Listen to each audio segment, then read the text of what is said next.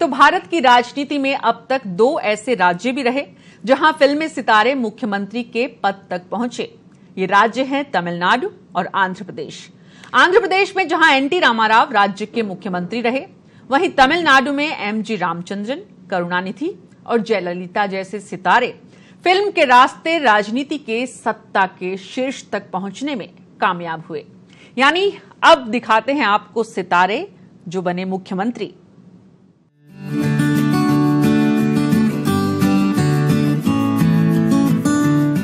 चमकना सितारों की फितरत है।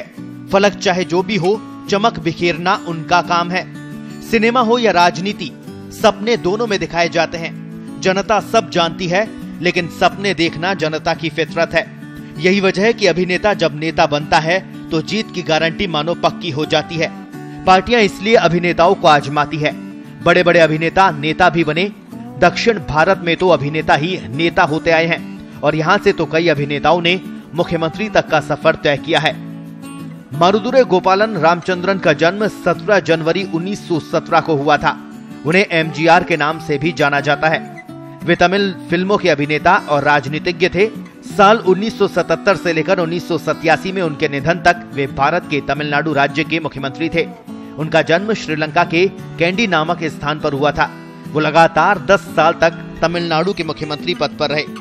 अगला नाम नंदमुरी तारक रामाराव। नंदमुरी तारक रामाराव यानी एनटी रामाराव का जन्म 28 मई 1923 में हुआ था। वो एक फिल्मी अभिनेता, निर्देशक, निर्माता और राजनेता थे। उन्होंने तेलुगु देशम पार्टी की स्थापना की और आंध्र प्रदेश के मुख्यमंत्री बने। एनटीआर उनका निकनेम है। राज्य को कांग्रेस मुक्त बनाने के लिए उन्होंने 1982 में तेलुगु देशम पार्टी की स्थापना की। जब एनटी रामाराव ने राजनीतिक पारी की शुरुआत की, उस समय वो एक लोकप्रिय अभिनेता थे। एनटी रामाराव आंध्र प्रदेश के 10वें मुख्यमंत्री थे। 1983 से 1994 के बीच वो 3 बार इस पद के लिए चुने जा चुके थे। इस फहरिस्त में अगला नाम जयललिता का है। जयललिता का जन्म 24 फरवरी 1948 में हुआ था। वो दक्षिण भारतीय राजनीतिक दल ऑल इंडिया अन्ना द्रविड़ मुनेत्र कड़गम अन्ना द्रमुक की महासचिव थी। इससे पहले वो 1991 से 1996, 2001 में, 2002 से 2006 तक और उसके बाद 2014 तक तमिलनाडु की मुख्यमंत्री रही। राजनीति में आने से पहले वो अभिनेत्री थी। उन्होंने तमिल के अलावा तेलुगु, कन्नड़ और एक हिंदी और एक अंग्रेजी फिल्म में भी काम किया।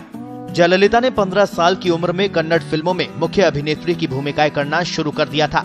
1965 से 1972 के दौर में उन्होंने अधिकतर फिल्में एमजी रामचंद्रन के साथ की। और इस लिस्ट में आखिरी नाम है करुणानिधि का। दक्षिण भारत में सिनेमा से राजनीति में कदम रखने की परंपरा बहुत पुरानी है।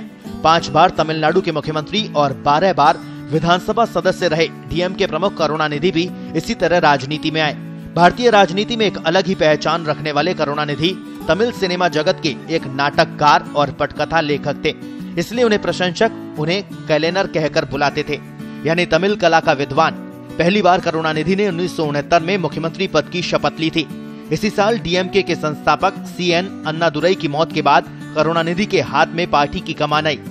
करुणानिधि को तिरुचिरापल्ली जिले के कुलिथालाई विधानसभा से 1957 में तमिलनाडु विधानसभा के लिए पहली बार चुना गया था।